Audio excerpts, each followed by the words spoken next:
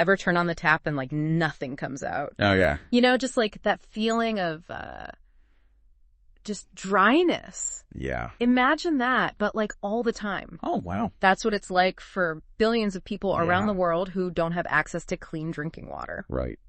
So today we are diving into the global water crisis. Okay. And we're going to be looking at a really cool solution Right. that honestly seems like it's straight out of a sci-fi novel. Okay. It's portable water generation technology. Wow. All this is from a report called From Crisis to Solution: How to Secure Clean Drinking Water Anywhere. Okay, great. So get ready to be amazed, because today we're going to be talking about how tech can literally pull clean drinking water out of thin air. Yeah, it's really mind-boggling when you think about just how many people Yeah. we're talking about here. It's a lot of people. This report, From Crisis to Solution, really lays it all out there. Yeah. Over 2.2 billion people. Wow. That's like a third of the planet.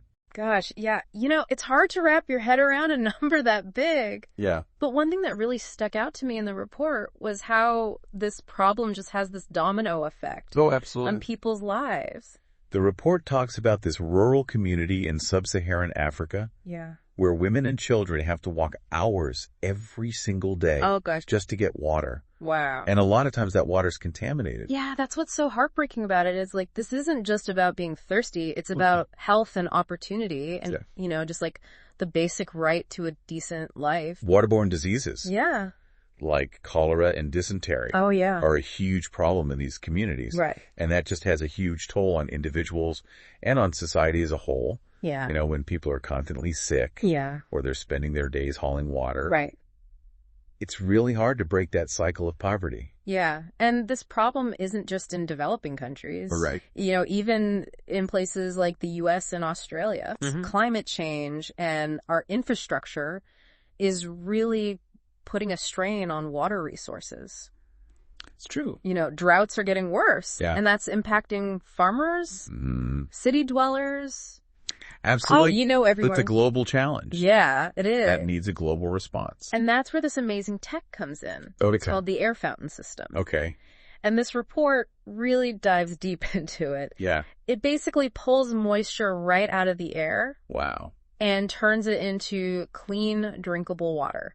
So you know how like on a humid day, Yeah, you get like a cold drink yeah, and it sweats. yeah. It's that same idea of condensation, Oh, wow. but it's scaled up Okay. and it uses all this cutting edge material. That's awesome. And what's really cool is that this air fountain system, Yeah. it can get moisture even in dry environments. Oh, wow. So it's really versatile. So this is more than just a dehumidifier. Right. This thing purifies the water. Exactly. It removes 99.9% of contaminants. So the water is potable. Okay. Yeah. So it meets all the standards for safe drinking. That's great. And get this, one unit can make 10 to 20 liters of clean water every day. Wow. That's enough for a small family. That is really impressive. Yeah. But how much energy does this thing use? You'd think it'd be a lot. Yeah. I mean, pulling water out of thin air, Yeah. it's like a lot of work. It's surprisingly efficient. Okay. It only uses between 0.5 and 0.8 kilowatt hours Wow. per liter produced. That's less than a lot of appliances.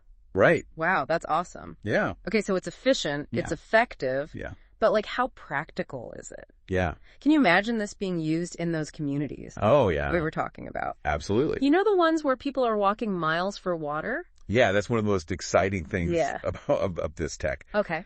It's super portable. Okay. You don't have to dig any wells. Awesome. No lane pipes. Wow. You can take this thing anywhere. Think about what that could do for a remote village Yeah. or a disaster area. Yeah, that portability is amazing. Yeah. Especially when you think about the other options. Right. I mean, traditional water infrastructure is expensive. Yeah, And it takes forever. it does. How much does this air fountain system cost? One unit costs between $500 and $1,500. Okay. So, you know, it sounds like a lot up front, Yeah? but when you think about how much money you save Yeah. over time, Right. it's really not that much. Yeah. Think about the cost of bottled water Exactly. and, you know, all the money that goes into treating waterborne illnesses. Right. This thing pays for itself over time. Yeah. And, you know, it's better for the environment. Oh, for sure. Trucking in all those water bottles, Mm-hmm. using all those polluting energy sources Yeah. to run the treatment plants. Yeah.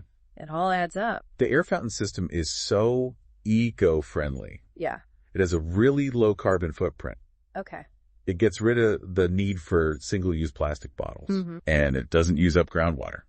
This is incredible. It is. We've got a system that's portable, Yeah, affordable, Yeah. and good for the environment. it's pretty amazing. This could be a real solution. It really could be. But it's not a magic bullet. Right. The report talks about some of the challenges of using something like this on a big scale, Okay. and that's what we're going to be looking at next. Awesome. So we know the problem. We've got a possible solution. Yep. Now let's get into how we can actually make this thing work. All right. We'll be back right after this with part 2 of our deep dive into clean water solutions. All right, so we're back. We are. And man, after learning about the air fountain system, Yep. I'm feeling pretty optimistic. Yeah. Like we might actually be able to solve this water crisis. Yeah, it's definitely a powerful tool, Yeah. but as with any solution, Yeah. there are going to be challenges. Okay, so what are some of the challenges Yeah. that this air fountain system might face when we try to implement it on a large scale? Well, cost is one thing. Okay. It's a lot cheaper than traditional infrastructure, Right. but that $500 to $1,500 price tag Yeah. could still be too much for some communities, especially in developing countries. Yeah, that makes sense. Yeah, and then there's maintenance. Okay. These things need to be cleaned. Right. Regular upkeep. So it's not like You can't just... get it and forget it. Exactly. Got to keep working on it. You need some technical expertise, Yeah. access to parts. Which might be hard Yes. in remote areas. Exactly. Yeah, that's a good point. Yeah, if these systems are going to last, Yeah. we need to make sure those communities can take care of them. So what does this report say about that? Well, it says we need good training programs Okay. so people can learn how to fix them, Right. do basic maintenance. Okay. And it also says we need to partner with local organizations Okay.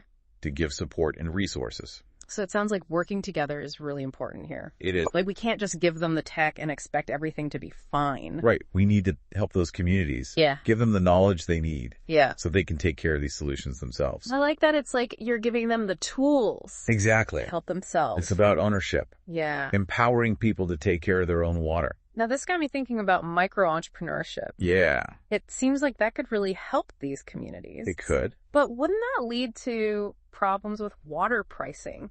That's a good point. You know, would the poorest people still be able to afford it?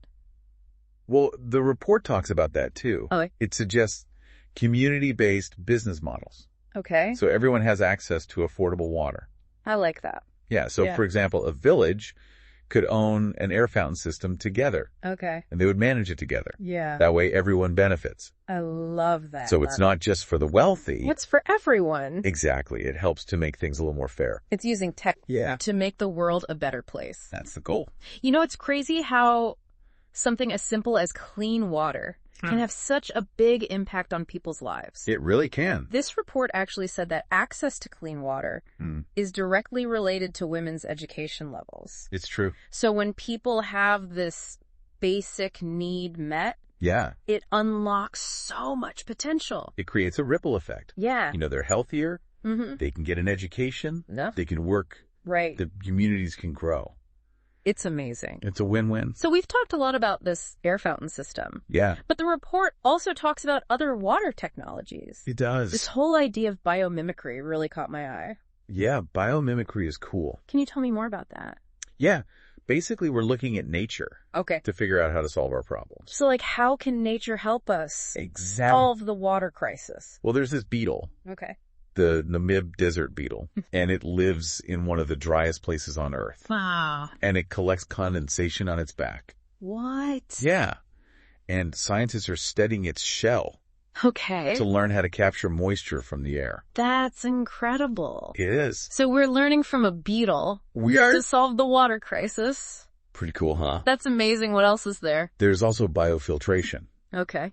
So scientists are looking at how plants Yeah. naturally clean water Okay. to develop better filtration systems. Like filters that work like wetlands. Exactly. We're using nature Wow. to solve our own problems. This is amazing. Yeah. It feels like we're really close to solving this. I think we are. Are you optimistic? I am cautiously optimistic. Okay. Technology alone isn't going to fix everything. Right. We need people to work together Yeah. and invest in these solutions. But the people working on this are so smart They are. and dedicated. Yeah. That's what gives me hope. Yeah, I agree. It's not just about the tech. It's about how we use it and making sure it reaches the people who need it. Exactly. And that brings us to the last part of our deep dive. Okay. We're going to talk about the human side of this Right. and how we can all be part of the solution. Sounds good. Stick around. We'll be right back. Okay, so we're back for the final part of our deep dive. Yeah. You know, we've been talking about the water crisis. Right. And some really incredible solutions. It's amazing stuff. But now I kind of want to shift gears and talk about the human element. Right. Because at the end of the day, like, it doesn't matter how amazing the tech is if people aren't using it right. Yeah, absolutely. Technology is only as good Yeah. as the people who use it.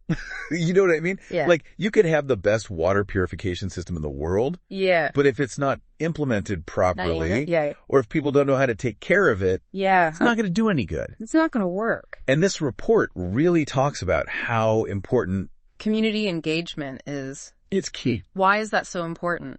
Well, you know, there's this idea Yeah. that there's no one perfect solution for everyone. Right. What works in one place Yeah. might not work in another. So it's about more than just the tech. Right. It's about the approach, too. Exactly. And that's where the community comes in. Yeah. You got to get the people who are going to be using these solutions involved Right from the beginning. right from the start, From the planning stages. all the way to the maintenance. So it's more like a partnership. Yeah. Not just us giving them something. Exactly. When communities feel like they own these projects, Yeah. they're more likely to keep them going. That makes sense. Yeah. So how do we do that? How do we get them involved? Yeah. How do we get them to feel that sense of ownership? Well, it starts with listening. Okay. You got to spend time in the community, Yeah. get to know them, Okay. figure out what they need, what their concerns Some are are. not listening. So we build trust. Yeah. Before we even start talking about solutions. And, you know, a lot of times these communities, Yeah. they already have their own ways of managing water. That's a good point. Yeah. So we can learn from them too. Right. We can combine the old ways Mm-hmm. with new technology. Yeah. It's about respecting their knowledge, Yeah. working together. I like that a lot. Okay, so that makes me think about that micro-entrepreneurship model we talked about. Yeah. It seems like that could really empower these communities. It could, but we have to be careful. Okay. We don't want to create a system where only rich people can afford clean water. Right. How do we avoid that? Well, the report talks about community-based business models. Yeah. So the community owns and manages the water system together. So like a co-op. Yeah, or a community trust. So everyone has access, Exactly. no matter how much money they have. It's about fairness. I love that. It's about using technology Yeah. to make things more just. So it's more than just giving them water. We're giving them the power to build a better future. Yeah. And that brings us back to that ripple effect. Ripple effect. When people have clean water, Yeah. it changes everything. Yeah. They're healthier. They can get an education. Right. Their communities can thrive. It's amazing. Clean water is the foundation. It really is the foundation for everything. Yeah. This has been an incredible deep dive. It has. And I feel like we've learned so much. Yeah, me too. But I also feel hopeful. Yeah. I think there's a lot to be hopeful for. You know, we've got the tech. We do. And we're starting to understand Yeah. how to use it in a way Mm-hmm. that really benefits everyone. And you know, even small things can make a difference. Like what? Supporting organizations Okay. that are working on this. Being careful about how much water we use Right. and just talking about this issue. Yeah, spreading the word. So yeah, I think the future is bright. I think so too. If we all work together. If you want to learn more about all this, Yeah. Check out the show notes we'll have links to all the reports. and more information about the air fountain system. So keep learning. Keep asking questions And let's all work together. to make clean water a right. Not a privilege for everyone. Thanks for joining us on this deep dive. Yeah, thanks for listening. We'll see you next time.